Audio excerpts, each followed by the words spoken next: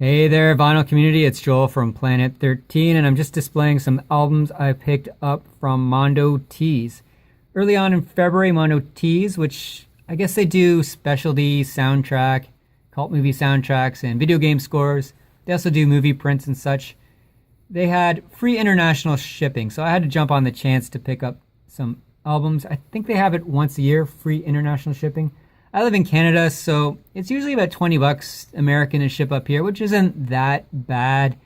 But when you factor in the exchange rate and border crossing fees, $20 makes a big difference in the wallet. And yeah, like I said, they have this every year, I believe, maybe more. I'm aware of it once a year, though.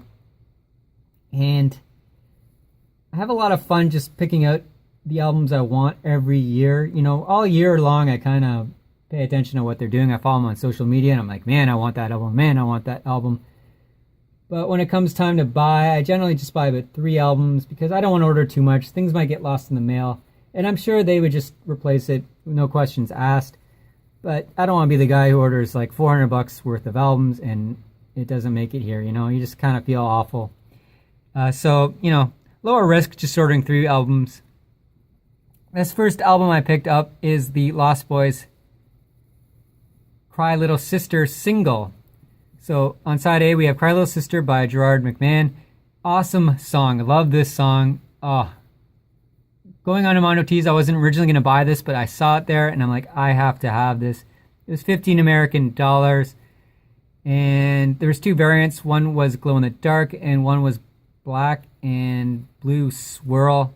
I ordered the black and blue swirl, but I ended up with the glow in the dark version, which I'm okay with because I was 50-50 on which one I wanted, so not a big deal. I was kind of happy I got the glow in the dark, all said and done.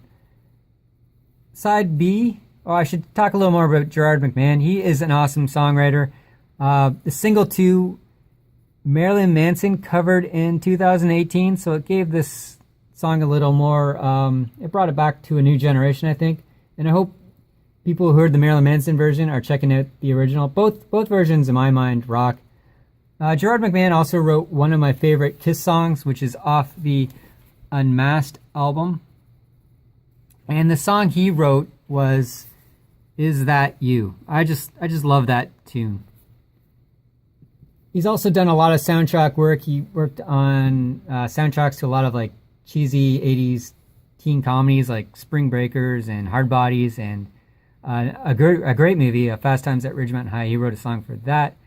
And he's done some writing with Roger Daltrey from The Who. On side B, we have I Still Believe by Tim Capello. If you've ever seen The Lost Boys, Tim Capello, he is that like shirtless saxophone player who's all like, he's got like a super muscular body. And he's done a lot of saxophone work for Tina Turner, I believe. So that is the first album I picked up. The second album I picked up is a soundtrack to a video game, and it's the soundtrack to Castlevania 2. This is a video game that I played a lot in the 80s, and I just love the artwork to this album, so I had to pick it up. I've been eyeing this for a while. It went out of print. It went back in print in, I believe, October of 2018, and I held off for this sale, so I just had to get it. Inside, you get like this nice gatefold, and that's like just a map of the land in the video game. And this is an early 80s or mid 80s video game, so the graphics aren't this great in the game. And here's the back cover. So it's just the score by Konami. And it's got the NES version on side A and the Famicom version, which is the Japanese version, on side B. Haven't listened to this yet. I just got this in the mail yesterday, and I've been listening to the third album I'm about to show you. But this album had a few variants. The variant I got is on translucent green, which is rather nice.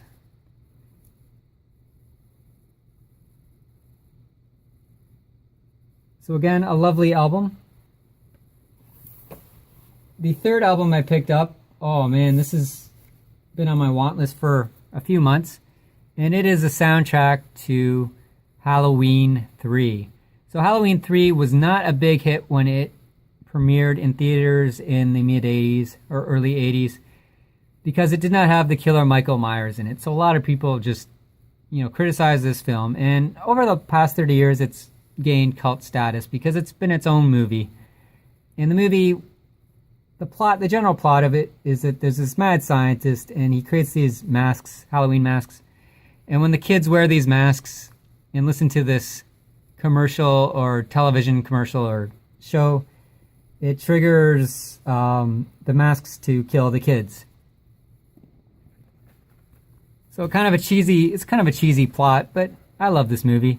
I don't recommend it though, unless you kind of like cult horror movies or cheesy movies. It's not really scary movie. It's well shot. It's got a few of my favorite actors in it. And if you just, if you like that kind of movie, you'll like this. You've probably already seen it. If you're not aware of it, I wouldn't go ahead and seek it, but I just love the soundtrack. And it's got this insect motif because when the lasers shoot into the kid's head, their brains become insect mush or something. So it's got that kind of design to it. And then it's got these trading cards in here. So this is one of the masks, and it is the pumpkin mask.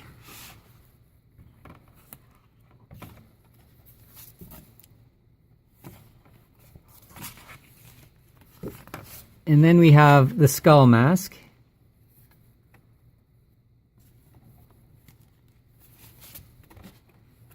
And then we have the witch's mask. And then this additional card is for a magic trick that you're supposed to play. And it has instructions on how to play that magic trick. This is the actual album.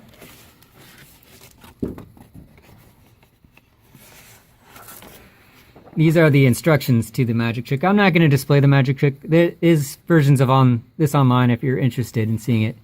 Other people have done YouTube videos of it. But my album came on a really cool vinyl. I'm going to take it out of the plastic here. So it is on black and white vinyl. And it's a really cool looking vinyl, I think. And I just love this label. That's the Silver Shamrock label. Every mask has that Silver Shamrock attached to it. And that's what kind of triggers like these lasers to focus into the kids' brains and stuff. So that's kind of why they have that there. But yeah, really cool album. Really cool packaging. I just love it. And again, this is something I've wanted for a few months since it came out. It was out of print for a while, so this is the reissue. And on the side, you have some liner notes, which is really cool. So those were my 3 albums that I picked up from Mondo Tees. And then the 4th album I got, which is completely different, but I'm throwing it in here. It is the reissue of Meatloaf's Bat Out of Hell 2. This is on a gatefold. So inside you got some liner notes here. And then there's a variant where it comes out in blue, but I just have the regular reissue on black, and all the labels are kind of the same, so that's what you get. So it's 2 LP, and I just love this album. It's so bombastic and over the top, and there's never been an artist like Meatloaf. There never will be. I've seen him in concert a couple times. He's awesome. This has the big hit, I Would Do Anything for Love, but I Won't Do That. Other great tracks are Life is a Lemon, I Want My Money Back, Rock and Roll Dreams Come Through, and Objects in the Rear View Mirror May Appear Closer Than They Are. So, quite famous for having like really long soundtracks, I guess. Anyway, that wraps up this episode. Until next time, take care.